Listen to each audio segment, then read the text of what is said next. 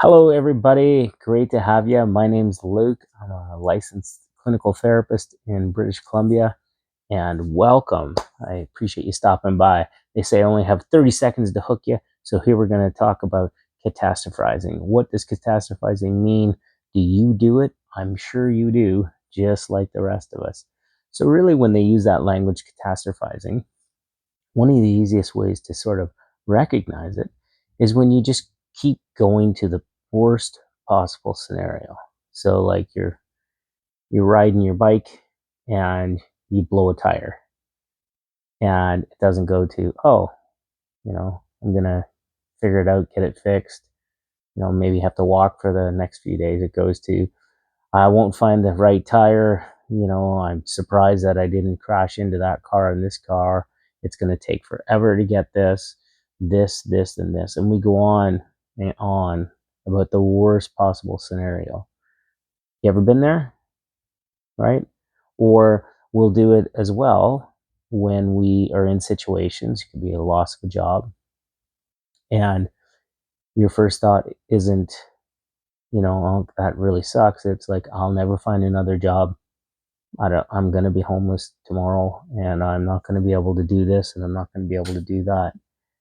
And so what's happening is we are going right to the worst possible scenario of that. You may possibly have lost that job and those things may happen down the line, but our mind goes to right away that that's it. When relationships end, some people will be like, I'll never find another relationship. No one will ever love me. Um, and we go like that continually. And so our brain goes there. And what we're bringing into our mind through different chemical responses, we start getting very depressed, get very anxious, right? You'll even watch some people like, yeah, we're supposed to go to this thing tonight. It's going to be horrible. I don't like people. People are awful. People are always bad. There's going to be too many people there. I don't like people. Did I tell you I don't like people? It's going to be horrible. It's not going to be any fun. And so we build ourselves up. And this can be through long, long ingrained patterns of behavior of having experiences where you've been maybe in big, large crowds or being around a lot of people. Maybe you've been bullied a lot, made fun of. So it just doesn't come out of the blue. But so to try to jar that and to get your thinking back on track for you, right, we can stay and acknowledge that those things did happen. So now where do we go from there? Right? What can you do to help yourself? So you'll often hear with therapists, especially therapists like myself who do a lot of CBT, so cognitive behavioral therapy. So cognitive is improving your thinking, and behavior interventions, things that you can do to help intervene with some of that. And you'll often hear people talk about, you know, challenge your negative thinking. And here's the catch though, you have to see that it's actually negative thinking. So what I mean by that is that you have to become aware of your negative thinking. You have to become aware of, yeah, like, I'm going to this party with everyone else there. I know I need to go, but it's going to be awful. Oh, I should stop thinking like that because I don't actually know how it's going to be. That's sort of becoming aware. That's the most simplistic way I can sort of put that. Now you're becoming aware of that thinking, right? That intrusive way of thinking, right? It's always going to be bad. So that's the one thing, right? And you start to notice that, right? You become aware of that. You become aware of your negative thoughts.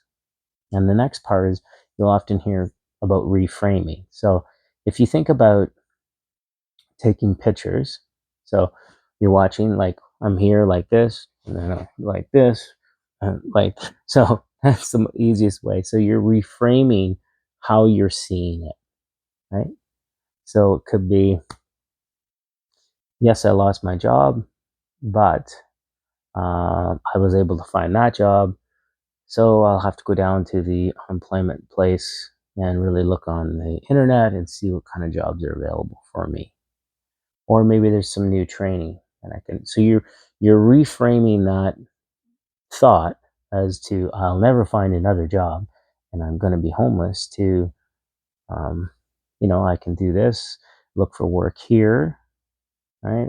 And then if it goes to that, like I'm not going to have a place, it's like, well, maybe I can contact a few friends. Maybe I can live on someone's couch for a while because I'm going to lose my apartment, right? You're reframing it rather than staying with how you're imagining in it, in your mind, right? Because we have a very powerful imagination, a very powerful mind, right? And if our mind can make us well, it can make us unwell. If we think negative thoughts constantly, of course, we're going to feel negative. And if we start thinking more realistically, our thought patterns become more realistic. So we're challenging those thoughts, we're reframing those thoughts, right? And then you start becoming mindful of these things. Start noticing as you're going throughout the day, what is going on? Why am I thinking so negatively? You step back and be mindful of how you think. And what that means is you notice. It doesn't mean you're sitting in a lotus position, which if you can do that, that's awesome. I can't. I'm about as flexible as a 2x4. So, but you step back and you start to notice how you're thinking, right? Because we know we have all kinds of thoughts every day. And some people say 5 to 6,000. Some people say 60 to 70,000. There's a lot. And usually, here's the kicker, most of those thoughts are negative.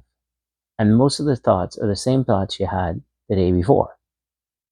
So if we start really becoming mindful of those, the possibility is that we start to change those repetitive negative thoughts. Right? And what makes them, I talked about the negativity bias, right? That we're more prone to think that way. We notice the negative things, right? Before we notice the positive things. So we are doing all kinds of things. We're reframing thoughts. We're being mindful of our thoughts. And those are some really first steps to get into this, to really start noticing when you're catastrophizing. So what happens if we don't start changing this up for ourselves? Well, you stay in that same spot. Everything is a catastrophe. And it doesn't mean you're whining too. Like people will say, well, they're just whining. They're always thinking that way. Yeah, because that's how they know how to think. That's why they think that way. It's not because they wake up and go, I totally want to be negative and think all these catastrophizing thoughts, so my day is horrible. That's not what they're thinking. Usually they're thinking that nothing good ever happens to me, right? Nothing ever good happens. I'm not worth anything good happening. And why would anything good ever happen to me? It never has before. And that's how their thinking goes. They don't have that bandwidth yet, or you don't. And I do this as well. So we all have this. In those moments, we don't have that bandwidth to go, well, hang on now. Like, really? Is everything that bad? No, I have some really good friends. My family still talks to me. My kids still talk to me. I'm really passionate about the work I do, right? So that's stepping back and becoming mindful of those things, reframing those thoughts, right? And becoming aware that I have those thoughts, right? When people say, I never do that, well, they're full of shit because everybody does it. Even when you notice you're doing it, you're still doing it. So that's the thing, right? The more you notice that you're having these catastrophizing thoughts, the more you can intervene and go see a specialist. Maybe you need to go see someone like myself, a therapist or a coach, and maybe a hypnotherapist, and to work on those things, right? Take those first steps. I mean, going to see a therapist isn't always, I did a video, I'm doing Mythbusters this week, so watch on my social media. I've heard people say to me, they're like, well, only crazy people go to therapy. No, that's not true. We all struggle with something. Somewhere, something is a challenge somewhere for us. And so sometimes when you go see somebody, you get a different view, a different perspective on how it could be, right? So if you notice that you're having catastrophizing thoughts, or that you do, right? You're in the admit column. I do these things, right? There is ways out of it. And you can do this. You can 100% do this, right?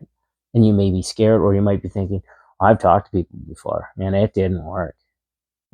I've talked to them. And okay, so you talk to that person, maybe find somebody else, find a different approach to talk about how you're thinking, how you're catastrophizing your thoughts. Because if you don't do that intervention, you're leading yourself down that same old road of anxiety, depression, all the OCD, all kinds of things that are just so hard. It makes life really hard. And so there you have it. Those are your sort of interventions that you can do for your own catastrophizing thoughts. It will work. Talk to somebody, find somebody to work through this stuff, become aware of how you're thinking, and start doing those interventions, reframing those things. It might seem silly right now, but think about it. Wayne Dyer made it really popular. If you change the way you look at things, the things you look at change. That's been around for a very long, long time. Don't get me wrong, I like Wayne Dyer. But that's that whole, you're reframing that. If you reframe how you're looking at that, how you look at that's going to change. It's just how it is. If you look at my face here and look here, it's different, right? I know it's not a click, but that's the idea, right? So take the time out for you, and you can do this. And as always, you are enough. You are 100% enough. You're worth all the work you're doing on yourself. You take care, and you are deeply loved. Bye now.